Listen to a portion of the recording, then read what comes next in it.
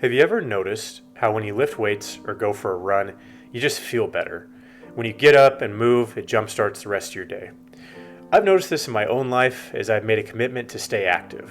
While it is not always easy to get out of bed, I try to wake up at 5 o'clock in the morning, get in a workout, and get things off to a good start. Helps me feel like I can accomplish anything else in my path and gives me a good sense of purpose throughout the day. I hope that after you watch this video, you will feel the same. After all, it's not about me, but about you and how exercise can help our mental health. If your body and mind are in a good spot, you will perform better and feel better in all aspects of your life. But how do you exercise? How you exercise might lead to different results, which we will cover throughout this video. I will get into new research from this past year showing how we can improve our mental health the best way we know how, through staying active and exercising.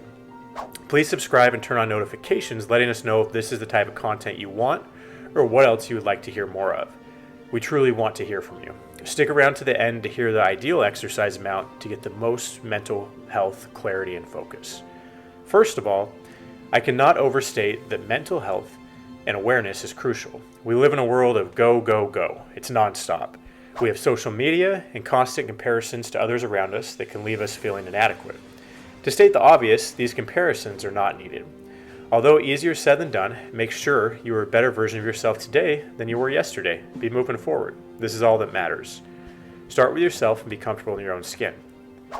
To quote Ernest Hemingway, "The world breaks everyone, and afterward, many are as strong as the broken places." End of quote. Try to stay in a good place mentally. Find inner peace and happiness. This can make all the difference in a chaotic world. Mental health can have impacts on our motivation, sleep, nutrition, and performance. It is clear that physical activity can improve mental health. In particular, getting up and moving can help with anxiety and depression. Exercise helps you to release feel-good endorphins. These are natural brain chemicals that can improve your peace and well-being. It can also take your mind off things that you would normally worry about. Thinking about something else can fight off negativity and thoughts that lead to anxiety and depression. Break up the normal cycle, get up and move. Leave comments below letting us know what's worked for you. Now, is structured exercise the only way to improve mental health and awareness? I would argue that structured, hard workouts are not the only way to clear your head. Sometimes a simple walk can help. Physical activity and exercise are not the exact same thing, although both are beneficial. Physical activity can be described as anything that works the muscles and requires energy. It can be doing chores or leisure activities around the house. Exercise is more repetitive and structured. I think exercise would line up more with what people view as fitness or staying in shape. Things like running laps, playing basketball, and lifting weights are all good ways to get your heart pumping, but things as simple as walking around the neighborhood or washing your car, getting off the couch can boost your mood. You don't have to do all of your exercise at one time, but can instead break it up in shorter intervals throughout the day. Look at it more as a lifestyle adjustment to stay healthier and feel better mentally. There are different aspects of our mental health that can be adjusted, according to a systematic review of recent 2023 research.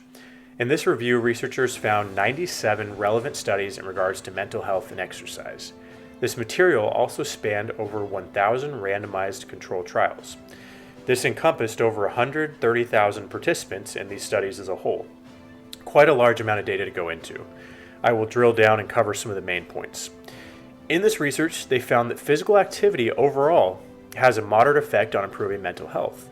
Adults from any population could improve their mental health with increasing their amount of activity. Both those diagnosed with depression and those who were deemed generally healthy alike saw great outcomes. Now, for the physical activity itself, what works best? How should you spend your time? Weights, cardio, dance? It turns out the type of activity may not matter all that much. The intensity or duration seem to be the most crucial part of everything. Exercising at moderate to intense levels was most successful. There also appeared to be an upper effective limit at about 150 minutes per week. After 150 minutes, no more benefit was realized. It also seemed important to mix things up every 12 weeks or so. So instead of trying to get in more and more hours of working out, instead it would appear maximizing the time you have for a half hour a day and mixing things up is the most effective. Consistency above all else. While researchers were not 100% sure as to why they had the findings they did have some different hypotheses. As we know, with moderate to intense exercise, your body releases different hormones like serotonin. This can lead to an overall improvement in your mood. The time and amount of exercise they observed seemed to maximize these results. Going full circle, going back to, or in regards to the 150 minutes of exercise a week. To me, on the surface, it seemed like a low amount of time. It's only 30 minutes a day, 5 days a week. However, it does make sense as working out consistently is more important than anything else. It is less about the time and more about consistently finding a reason to move your body. When you work out, you're putting a strain on your body and exhaust your systems. So, if you can actually stick with something and do 150 minutes every single week, it appears to be the sweet spot. Turns out consistency and relatively short bursts of energy are better than longer, non-consistent work. So get up and move and have fun while doing it. They also found that 12 weeks of consistent workouts with a set routine was most beneficial. The returns started to diminish after this amount of time. This is probably due to the newness or novelty of the work being done. When you're first going to the gym and excited, it's a new stimulus. Most likely you see the quickest gains or progress in this time period. Then the newness eventually wears off. You see less tangible progress that you can measure as you get into more of a routine. This can lead to less motivation in the short term. We're trying to set habits to last a lifetime. None of these fad diets, passing trends. What really works is healthy, non-processed, high-fiber, high-protein foods with consistent workouts, sleep, and stretching. These are all the basics that will lead to the best results. Even though it appears to diminish after this time, mental health benefits were still observed past this time period. In addition, you could always mix up your workouts every 12 weeks or quicker to put your body through something different. This could be mixing up with more power walks, trying a yoga class, or even changing your weightlifting routine. Personally, I enjoy mixing things up and having fun with my workouts. It's more enjoyable to try something new that you have never done or maybe haven't done in 6 months. Even something as simple as mixing up the order can be beneficial. You could try doing more cardio one week and then more weightlifting the next. Personally, I've lifted weights since I was 15 and never had a desire to stop. I know this is not for everyone, but I hope that you'll find your thing that you enjoy. I believe the key is finding something that you can truly do over and over again. If you don't like the activity or exercise at all, you won't stick to it. Running for some, walking for others, rock climbing, shooting hoops, do what works for you. Seek out a healthcare provider's help to see what level you should start at and set a reasonable goal. Set something that's within reach and just build from there. Try not to think of the activity as a chore, but instead something that helps you feel fulfilled and escape from reality. Confront the obstacles holding you back from being successful and focus on the end goal. Always keep it in sight. There will be daily setbacks, but if you're consistent, you can reach your end goal, whether it is running a marathon, being able to play with your kids without getting out of breath, or being able to do yard work.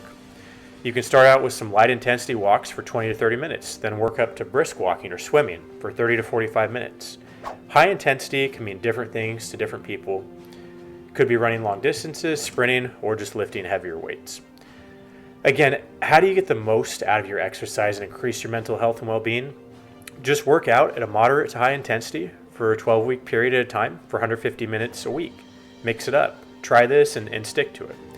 Leave comments below letting us know how you feel. This is according to some research, which is a large collection of studies. I'm sure new things will arise, but the basics of consistency and hard work never change. Everyone is different, and new research is always coming out. However, I truly believe that if we get up and move and work out, moving our bodies, other things in life tend to fall into place. These are just some basic parameters, and everyone is different. So something more intense or less intense could be best for you. This is one big study, but nothing's perfect. Whatever spot you are at is a great place to start or build from. If you need to become more active or need to cut back, either way, I hope it brings you mental health and clarity. The key is enjoyment and finding something you will stick with. I honestly hope this helped you personally to set a goal to strive for. Please share and subscribe with your friends, as we are always trying to bring practical fitness advice to everyday people.